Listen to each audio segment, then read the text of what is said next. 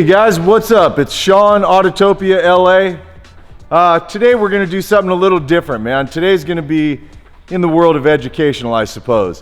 One of my best friends in the world, Sean Smith, is truly a world-class automotive designer. You've seen a lot of the cars that he's designed, be it for companies like Speedkore, Ringbrothers, even Saleen. He's done a lot of design work with Saleen. Sean's an art center grad and just truly one of the great automotive designers on the planet. And I thought it'd be really fun to walk through some of the cars that he's designed and give you a sense, because when I throw out these dollar amounts, I see a lot of you guys freaking out about these $500,000 and $1 million custom builds, but it's something that happens in the custom world all the time. It's not the only way to do a custom car.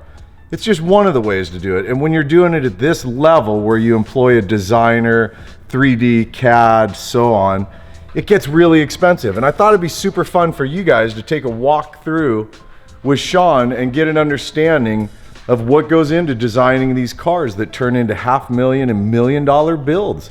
So that's what we're gonna do, is we're gonna sit down and talk with Sean, and I'm gonna show you guys some amazing cars that he's designed, some of which I've had the opportunity to drive. So that's it, man. Let's go inside my lounge and sit down and talk with Sean, and look forward to you guys meeting him. He's an exceptional human being and truly one of the great designers on the planet. So here we go, man.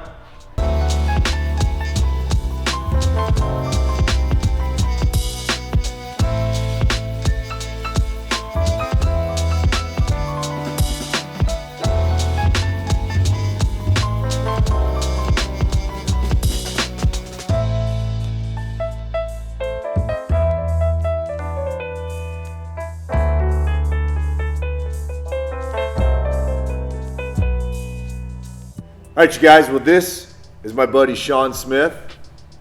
As I was just saying in the intro, Sean is, in my opinion, Sean would never say this about himself, but truly a world-class designer. He's an art center grad. He's designed cars that I've seen and driven. You guys are definitely familiar with a lot of his cars from companies like Saleen, Ringbrothers, Speedkore. Who else, dude? Who else? I mean, you've designed for a lot of people. Yeah, a lot of different builders.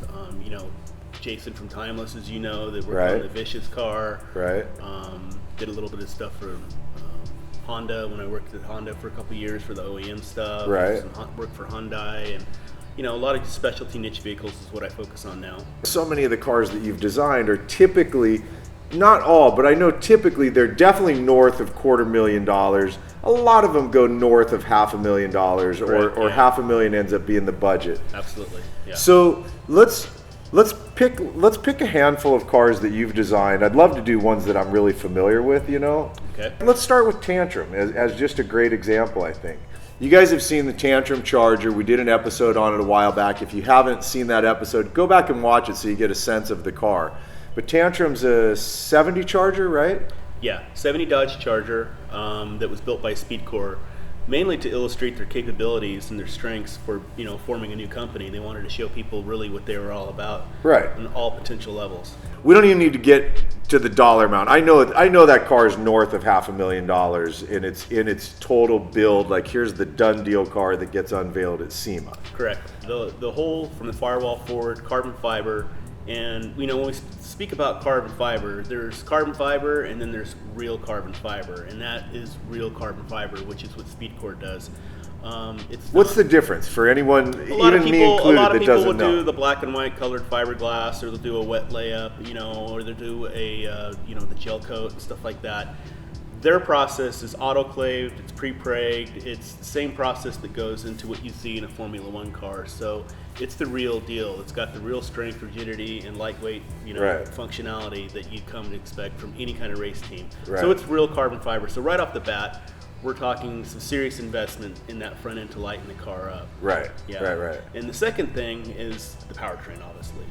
That crazy 9-liter twin turbo friggin' Mercury racing motor. Right. When a lot of people go, that's a boat motor? I don't, it's not your dad's Johnson outboard boat motor. Right. If you guys ever go to Miami and you see those big, long cigarette boats, with the 2.3, that's an offshore boat racing motor in there. Right. Twin turbo. It's a motor out of that application. Right. So it's a serious horsepower ticket. Yeah. Big time, yeah. Yeah, I think the motor alone, I'm just talking numbers right now, I mean, it'll set you back 120 grand.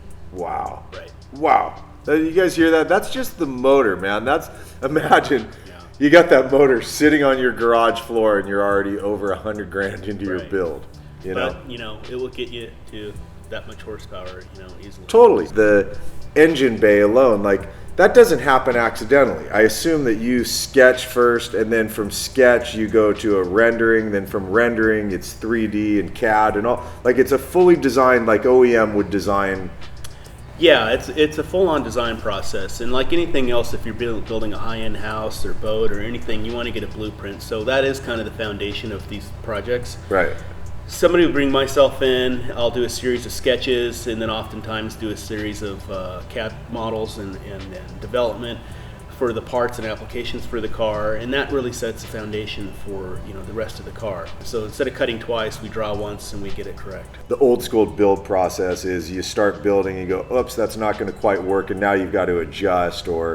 And for a lot of people out there that are questioning the dollar amounts on these builds, really what brings the high dollar amount to this is billable hours and the metal work and the amount of time that goes into this. So Yeah. if you're one of these guys that's just winging it in what I call sketching in metal, you make something for a week and then you start over, and then you make something for a week in an English wheel, and it doesn't look good, the customer doesn't like it, and then okay, that didn't fit, now the wheels don't fit. Well, now you're 3 weeks into something, and if you're $80 to $120 an hour and you're working 3 weeks straight and it's still not really good, do the math. Right. So it's better to just pay the right team, the right process, and do it once than what I call sketching in metal. I know there's a lot of parts on that car that you can't go into a catalog and buy them. They didn't exist until you design it and then you guys produce the parts. Correct, yeah. So what are, like, I know the door handles are you guys, right? That's a... Door handles, gas cap, front grille, hood, rear valance, rear taillights, everything on the interior with the exception of the steering wheel Right. and the seat belts is handmade. The gauges also, that's custom design, right? Yeah, those were custom design, one-off. We made those in conjunction with Classic Instruments. I want to talk about a bunch of the cars you've designed. We could literally spend an hour talking about Tantrum alone. Since we're talking Speedkore, a couple of the Speedkore cars I can really think of is like the Mustang, the Boss 302 that was built for Robert Downey Jr. that won Ford Design Award last year. Mm-hmm. Same thing on that car, right? That starts you drawing. Right. Yeah, I mean, it's the foundation. I do all the hand sketching, the drawing, and then, working with Speedkore's engineering team and the design team as well, working in the development of the splitter and the front end and the rear taillights, all that stuff. Same Right. deal, same Everything. process. Everything. Interior, the Right. basket weave interior, Yeah. I can think of so many details on that car. Again, like the gauges on that car are really killer. So that's a one-off gauge that you design it.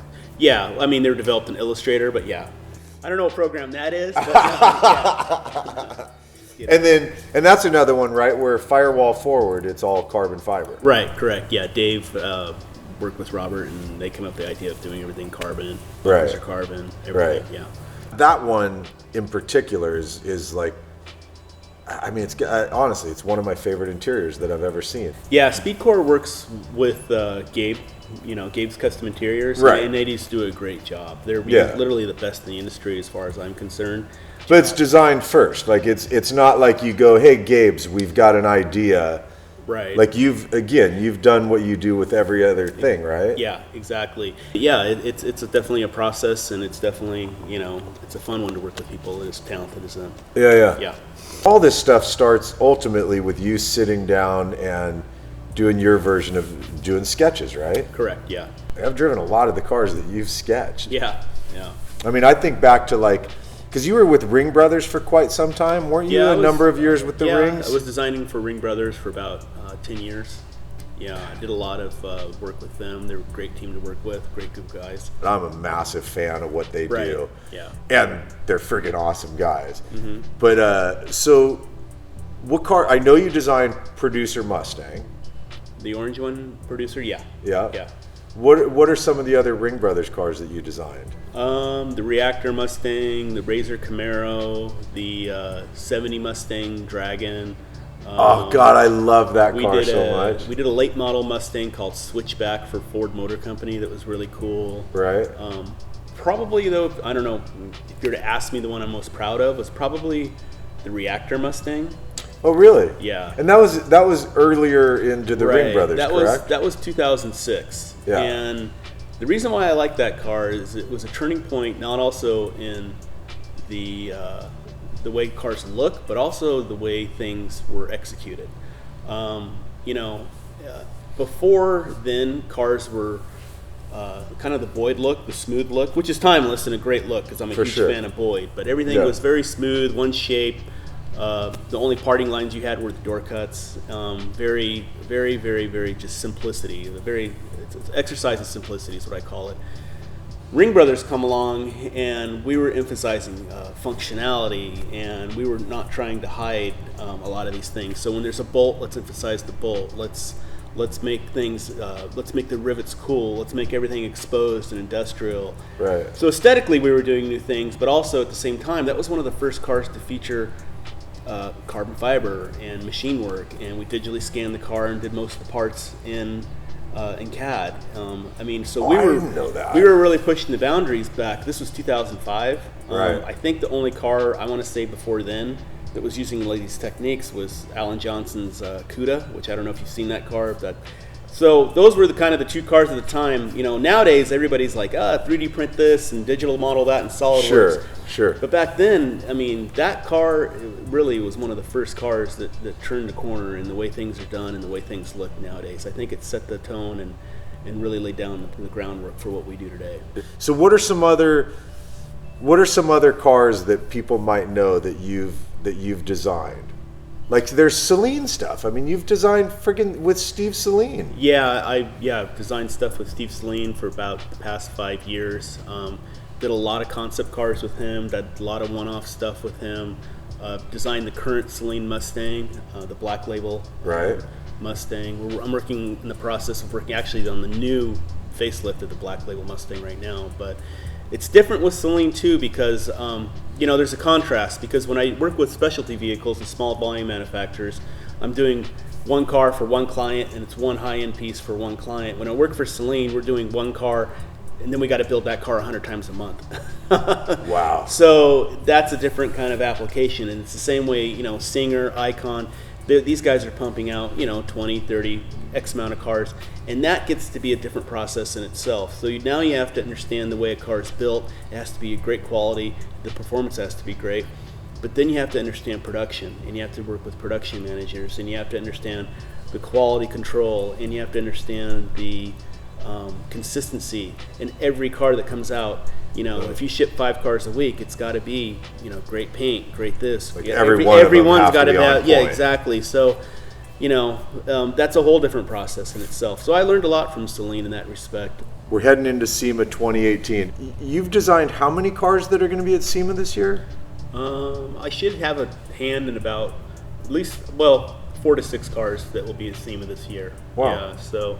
And it's for various companies, right? Various companies now. I'm an independent, working on my own with different people. Right. So the company is Sean Smith Designs.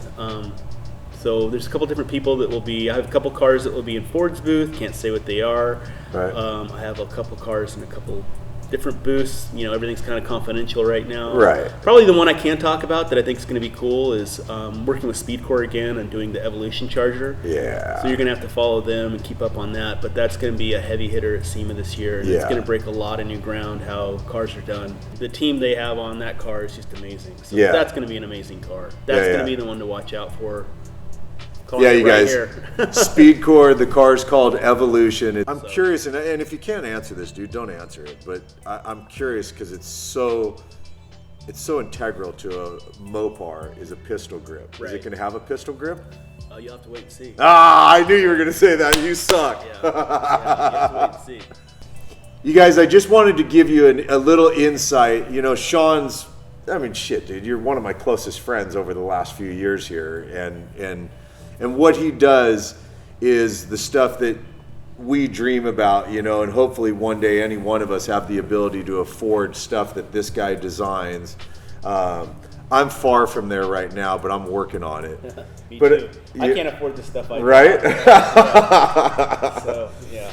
But it's just crazy, guys. I want you to go, if you're interested, go follow it's Sean Smith Designs on Instagram. You can find him to get a sense of what he does on a constant basis. He shows, you know, I love lately doing the time lapses, showing how you sketch a car, and then you get to see the finished product, which is just, it's still mind-boggling to me what it is that you do. It really is, dude. Oh, thank you. Appreciate it.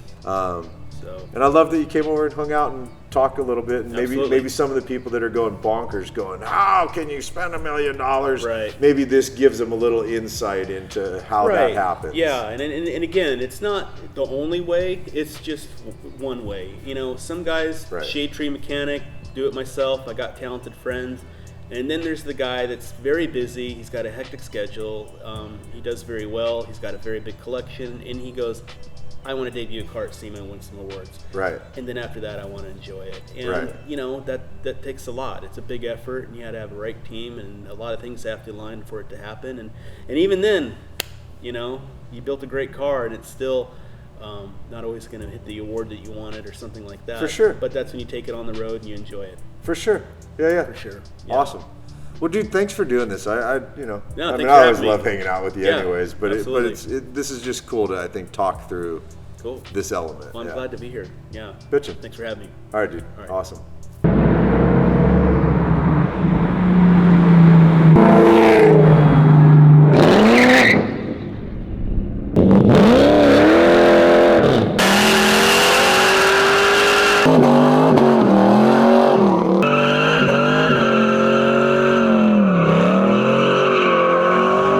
All right, you guys. Well, that is it for our hang with Sean Smith and talking about the world of design.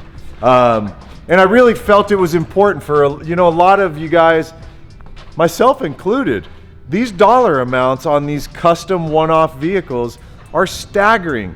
200, 300, 500,000, over $1 million. Don't get me wrong, you guys. I'm right there with you, tripping out on the number. I think the big difference is I've been around a lot of these cars over the last handful of years, where it's enabled me to not be desensitized by it, but to understand it. Like this right here, the vicious Mustang behind me. That's $1 million Mustang. You don't have to like it. You can love it, whatever it is. There's a cost associated with building on that level. The stuff that Sean Smith has been involved with, from the Saleen cars to the Ringbrothers cars to Speedkore cars and on, these are big dollar, one-off custom vehicles that are truly designed and built on the highest level possible. So just wanted to give you guys a sense, man. So ultimately, I gotta say thanks again for just hanging out, checking out the channel, supporting what we do, helping me to grow this thing. And I really hope you enjoyed this episode. I sure did. I always have a great time hanging with Sean, talking cars, talking design. It's just a joy to have him as a friend. Thanks a lot for hanging with me on this one, dude, and for showing the people that watch the channel inside your world. So that's it for today, you guys, and I will see you in the next episode. Later, man.